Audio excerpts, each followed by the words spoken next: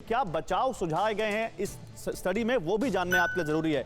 ऐसा नहीं कि ये स्टडी खाली डरा रही है, ये स्टडी आपको बचाव के कुछ तरीके भी बता रही है, और वो तरीके आप समझिए कि लैंसेट की स्टडी में क्या बचाव के तरीके बताए गए हैं। देखिए, बंद कमरों और घरों या दफ्तर में वेंटिलेशन अनिवार्य किया जाए, ये स्टडी कहती है। ये कहती है कि वहां पर हवा का बहाव सुनिश्चित किया जाए, हवा अगर आ रही है तो हवा के निकलना भी सुनिश्चित किया जाए।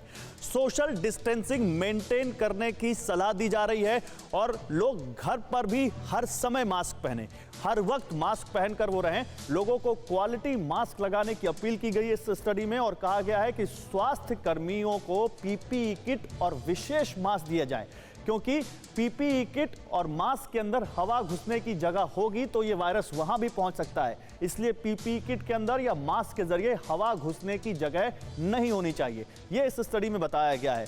मेरे साथ दीपक आचार्य हैं, वायरोलॉजिस्ट, उनके पास चलता हूं। दीपक, इस स्टडी पर आपका क्या कहना है? ये बहुत एक साल से इसके ऊपर चर्चा चल रही है और सच बात है ये, और इसमें बहुत सारी पॉसिबिलिटीज हैं। और ये स्टडी जो है ऐसे 10-12 पॉइंट्स को रेज करती है, जहां पर बताया जाता है कि एयरबॉर्न ये है, मतलब एयर से ट्रांसमिट हो रहा है काफी लंबे समय तक।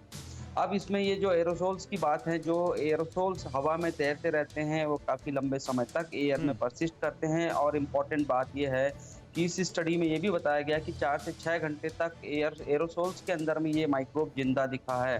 तो यानी हवा के अभी तक सरफेस की बात चली जाती थी कि सरफेस पर कितने समय तक सरवाइव करता है कोरोना वायरस, लेकिन अब एरोसोल्स के अंदर में भी 4 से 6 घंटे तक, यानी आप ये समझ लीजिए आप ड्राइव कर रहे हैं, सामने वाली कार से कोई छींक कर चला जाता है और वो एरोसोल्स हवा में ट्रेवल करते हैं और आप पीछे से आ रहे हैं, तो वहां भी पॉसिबिलिटी है कि आप कैच कर सकते हैं इस चीज को। ठीक है दीपक, मैं आता हूं आपके पास, कुमार कुंदन के पास जाता हूं। मैं उनसे पूछता हूं कि जब ये हमारे एक्सपर्ट इस बात को कह रहे हैं, हमारे एक्सपर्ट जब इस बात को मान रहे हैं कि हाँ इस स्टडी में दम है, तो फिर सरकार के अंदर क्या अपनी रणनीति के बदलाव को लेकर कोई बात कही जा रही है? क्या सरकार कोई नए एसओपीज या गाइडलाइंस जारी कर सकती है इस बारे में? कुमार, क्या संकेत है सरकार के अंदर से, क्योंकि तमाम मुख्यमंत्री, तमाम मंत्री भी पॉजिटिव हो रहे हैं अब तो?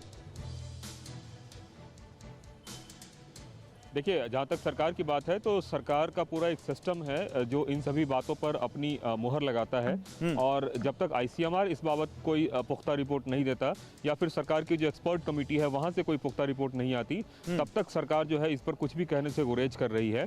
हमारी सरकार के कुछ अधिकारियों से बात हुई थी, उनका कहना था कि तमाम जनरल्स हैं, अगर लैंसेट की बात करें तो वो एक प्रमुख जनरल है, बहुत प्रामाणिक है, लेकिन हमारा एक सिस्टम है, पहले जब तक हमारा सिस्टम उसको अप्रूव नहीं करेगा तब तक हम इस पर आधिकारिक कोई मुहर नहीं लगाएंगे। लेकिन हाँ, इतना जरूर है कि रिपोर्ट के बाद से जो है सरकार इस मामले को देख रही है। अजय कुमार, एक चीज और बताइए, क्योंकि करीब 2.5 लाख के आसपास कोरोना के आंकड़े पहुंचते हुए देश में, इसको लेकर सरकार के अंदर कोई मंथन, कोई बात, कोई रिएक्शन?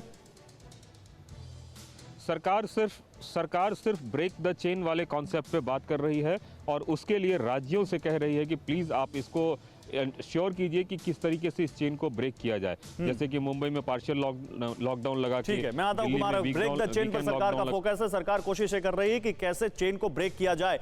फिक्र आपकी, सोमवार से शुक्रवार रात 9 बजे सिर्फ TV9 भारतवर्ष पर।